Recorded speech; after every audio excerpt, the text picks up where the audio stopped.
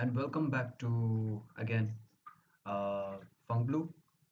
I'm Tenzin Gopal, and today we are going to learn some fundamentals of visual arts. So fundamentals means like if you are doing a poem, then your fundamentals elements would be the words, the how it rhymes, the structure in which you construct your sentences so that it you know emphasizes on your emotions and things like that. So in visual art there are certain fundamental elements that we should pay attention to, just in case if you want to um, and these fundamentals are there whether it is a realistic form of artwork or an abstract artwork. In these two very extreme um, practices we find the fundamentals elements present in them. However, they tend to speak out in different ways.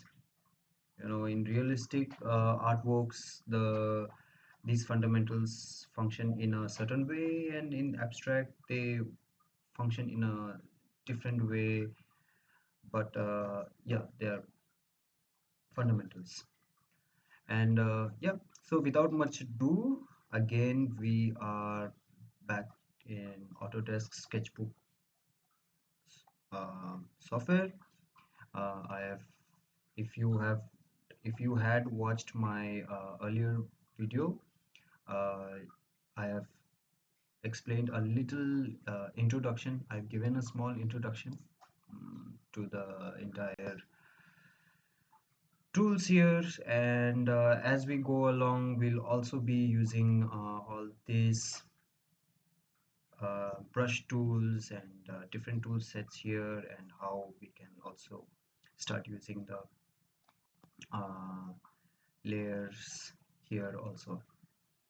Okay, and yeah, if you are a creator, an art enthusiast, and you know enjoy my videos, do give a thumbs up, like, share, of course subscribe, because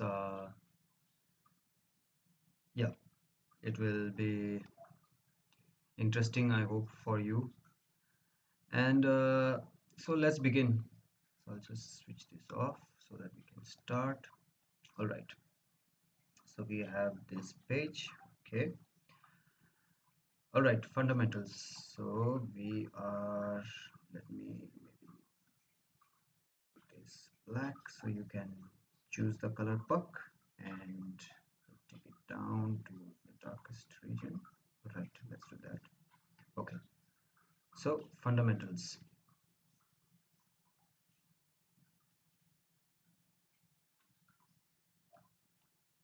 All right, uh, we can use fundamentals like lines, so dots, lines, mm, tonal variations, tones, and so let's start with these three for this video because it's going to be very short, 5 minutes, and to give you some ideas about how these small elements can actually have huge impacts on the visual areas. Dots, like a full stop or something. Lines, we have many different sort of lines. So we have this sort of line, diagonal line, wavy line, zigzag line, uh, vertical line, horizontal line, curved line, uh, and then tones are the different gradations. We have tonal variations, so you have the, imagine that is a circle, and the light is coming from this side. So what happens, the source of light is light integer, and then you have the mid-tone, and then you have the dark tone. Yeah, so this is highlight, so you have the highlight, and then you have the middle tone, and then the dark tone. uh, Putting out in a simple format so that you understand, so it's white, black, and then you have gray in between, and gray is the mixture of both white and black. Okay, so we'll go to a new page, switch this off, we can delete this.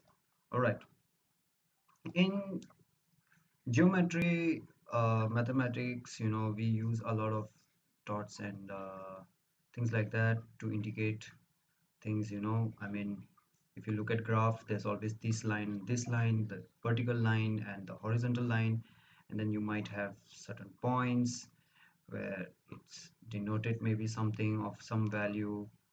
you know it's just some example, very bad examples, but I just wanted to give you an understanding of what these lines mean in different context. So if it's a geometrical thing, then this is the x-axis, and then this is the y-axis, and then all these dots maybe have some sort of fixed value, you know and this x and y, they may also have certain indication of, maybe this is the time, maybe this is the timeline, and then this is the frequency, whatever. And then to indicate a sound traveling. Okay, oh my god, this is really bad. But yeah, I'm trying to cover this in 5 minutes. So in this line, you know you this curvy line is indication of, something that is moving from high frequency to low frequency with the time.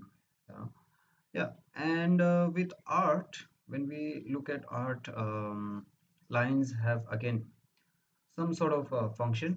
So let's say, okay, dots, sorry, I'm doing a lot of repetitions here, but yes, dots are like the smallest points, you can call it. They are the like atoms. So when there's collection of dots coming together, gradually it starts to build up like a line. All right, and then with line we have three four categories of lines which we can include, which one is vertical, so this indicates the height. So let's say you have a house here.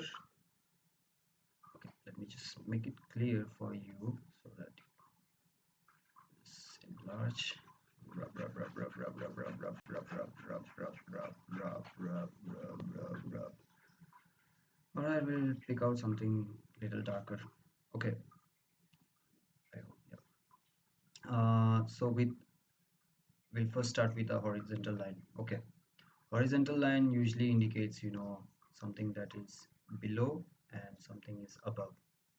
So this line indicates. And horizontal, like the name suggests, horizon, sorry. So horizon is what, the meeting line of the sky. So if I draw a sun, a cute sun, and let's say you have the water here. You see how in a very minimal manner I was able to show you that the below part is the sea, and the above of this line is the sky, right? And even with these sort of lines, the indication of wavy lines also gives us an idea of, water is there, because waters are usually represented in this sort of lines instead of like this. I mean, it's up to you. I'm just giving you some ideas. Okay, so this is horizontal line to give us an idea about, you know, where, what level is where, and how it's being yeah, things like that. And then, okay, got some issues here.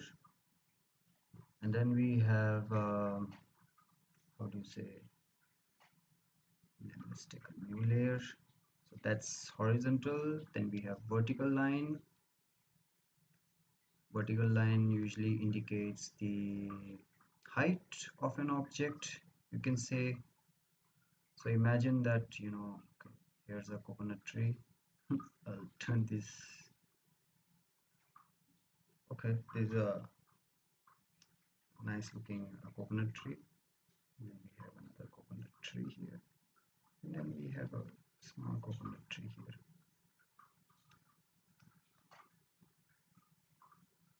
So this is vertical line, the magic of vertical line. You can see how maybe we have a street light here.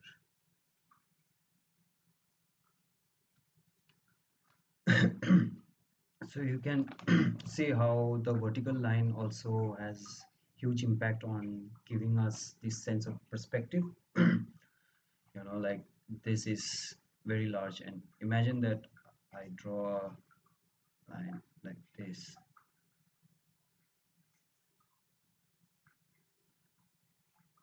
You know, suddenly it feels like, you know, this is the closest one, and this is the furthest. You know, it's like, and then this is there, and then this is there in the middle. So basically, vertical line does that. And then we go to a very special line that is known as diagonal line, which helps in creating depth, unlike horizontal and vertical lines. And so if we look at, let's say, a train railway track, you know. So imagine that this is a railway track. Okay, you have a line that is, my god, this is really bad.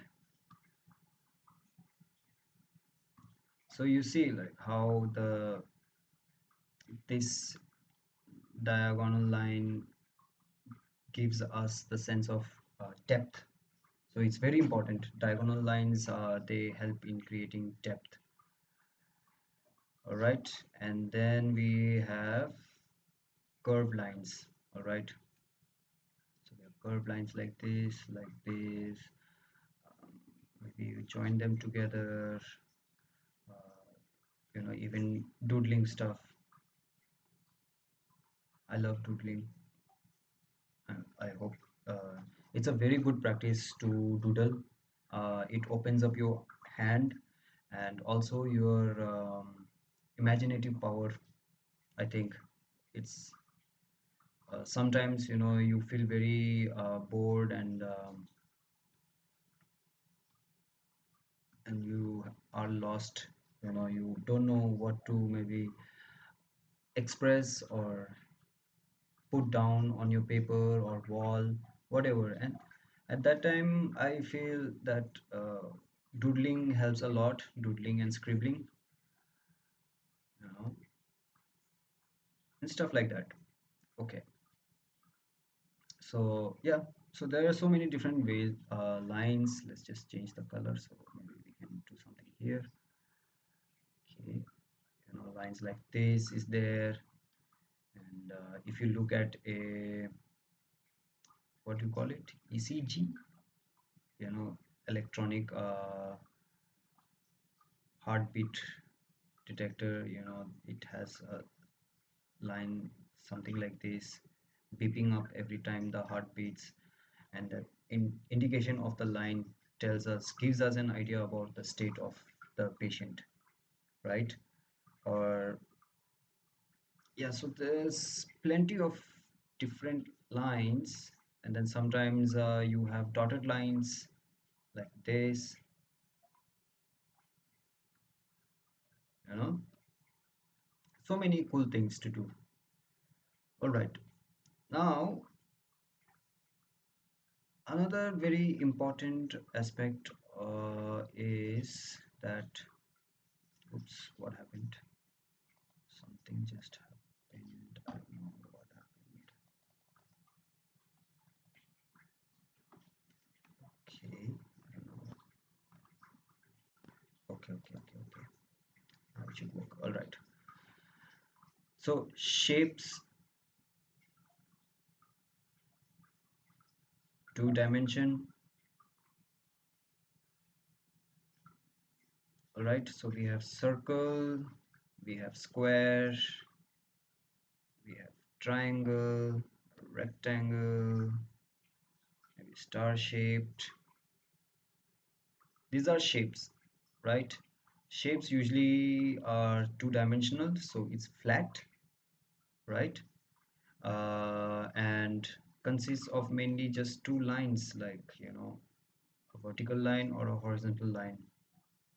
And triangle is a unique shape because it consists of three points. And then of course circle is also very special. And then yeah, it starts to develop. These are some of the basic shapes. And in relation to this, when we talk about three-dimensional work, so three-dimensional works, I'll change that to black, maybe blue is good, I think. Yeah, this color is nice. So when we talk about 3D, the entire structure is changed because it's no longer known as shapes but forms, because it's three-dimensional.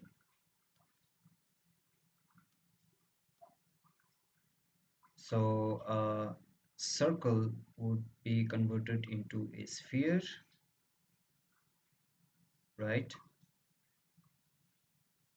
Converted into a sphere, and then a square would be converted to a cube, because with third dimension it's no longer just about the length and width, it also includes height. We have a new element, that is the height.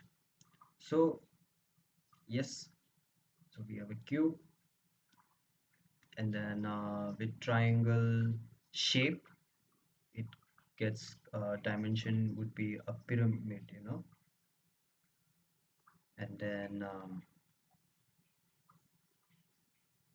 okay, and then our rectangle will become a cuboid, right? And you see how suddenly when we have the three-dimensional work coming out, there's a sense of depth. So lines like this, change this color maybe to orange, so the color like this. So these lines again, they will be meeting somewhere and it's coming, you see,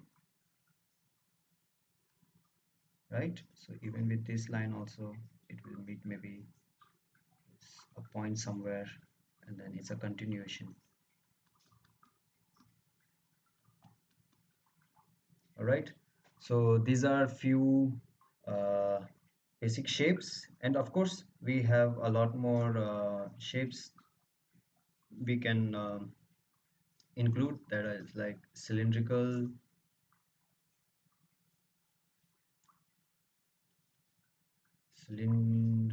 shapes, and then we have cones, you know.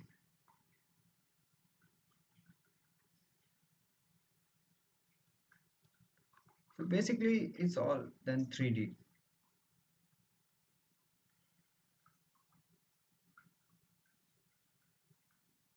Right.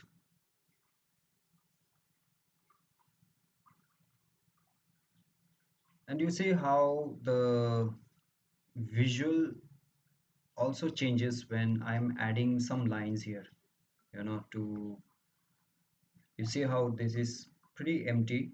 um, you can you can see that there's a shape, but you are not so sure like what it can be, whether this is hollow or not. So if I make something like this, imagine that the light is coming from this side, so then this entire section will be highlighted, and then you have the midtones, the gray area, and then you have the dark areas. And suddenly now you feel like, okay, now the shadows will also be here, backward.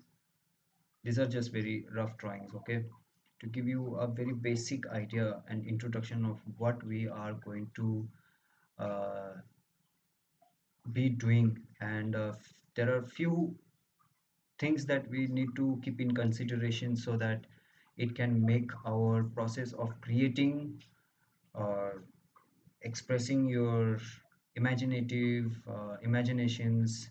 And yeah, all right. So I think this is good for today.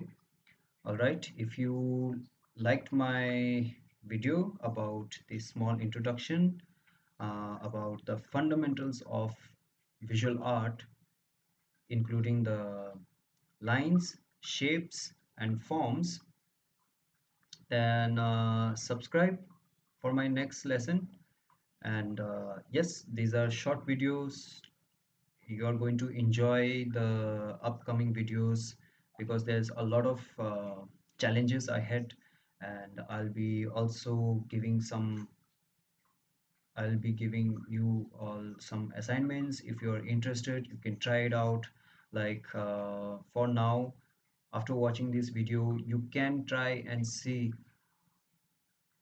the objects around you, maybe in your garden, in your room, in your kitchen, in your bathroom, and try and see, like, identify the different objects that are there, and try and see how you can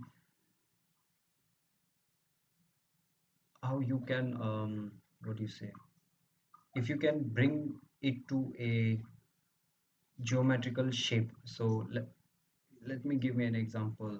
Imagine that I have a gas cylinder. Okay, gas cylinder in India is shaped like this. Okay, something like this, and then of course you have a handle, and then you have a right.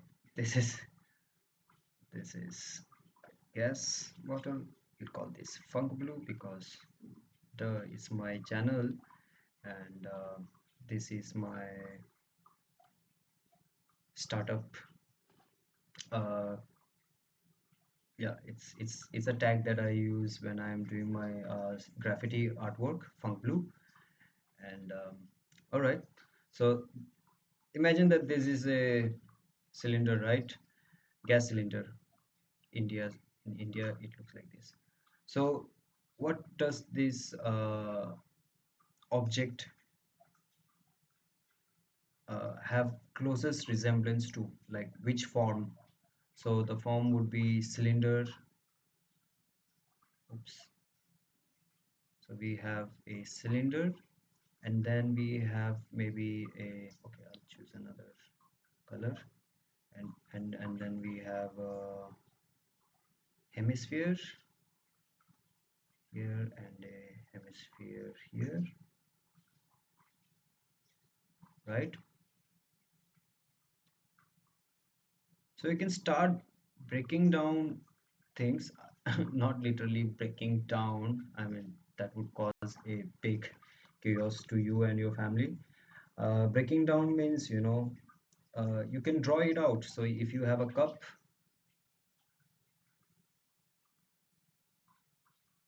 you know, okay. draw a small smiley here. So if you have a cup, try and just play around with forms and see, like, okay, this is a cup, again cylindrical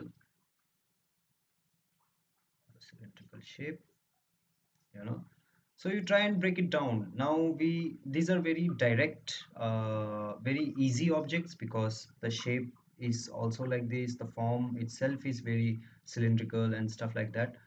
But you but then if you take in consideration of, let's say, mm, a nose, so a person's nose.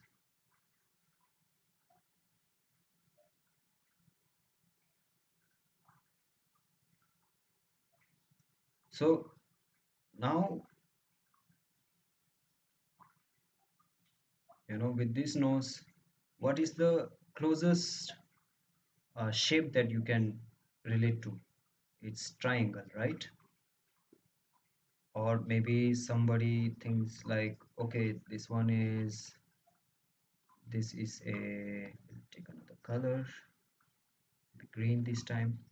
So we can start indicating, like, okay, this is one circle and this is another circle, and then you have a triangle, or oops, looks like so you can break it down into any basic shapes or forms that you feel is closest, and play around with it, because it helps in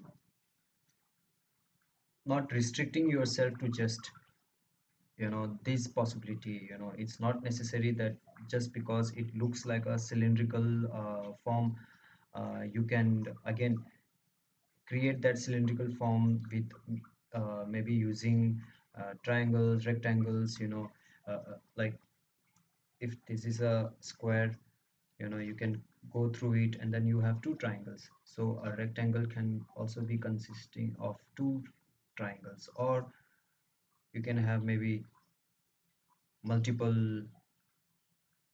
Maybe we have a small triangle here, one, and a small triangle two here, and then we have a one more triangle here, you know so to develop this idea and playfulness with shapes and forms, there's one game called, what's its name, Tangram. Yes, it's known as Tangram. I think it's a Chinese game, Chinese or Japanese game, I don't remember much. It's Tangram, and it's super fun. I used to play a lot when I was a kid. uh, Basically, you have just, yeah, you need to just search for Tangram. I'll keep a link below in the description box. And yes, if you like my video, aka Funk Blue,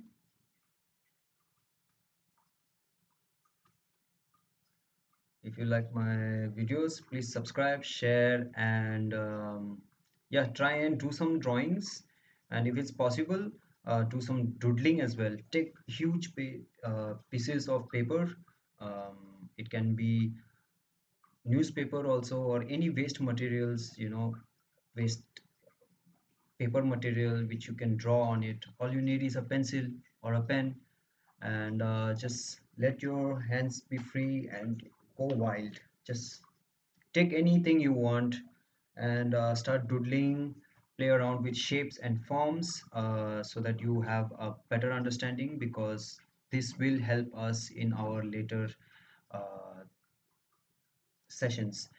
And I'm thinking of again giving a live session in YouTube every um, after every 2 weeks, on Friday or Saturday, where I would like to engage with you, everyone, and maybe have a small question and answer session, or a practice session where we can all do something together. I don't know, it's up to you. You guys will have to let me know in the comment, and follow my Instagram, my podcast channel, Mix Masala with TG, Mix Masala with TG. and TG is my name, Tenzin Gopal. All right, and yep, I hope you liked this short video, basic introduction of fundamentals of visual arts. And all right, I'll see you next time.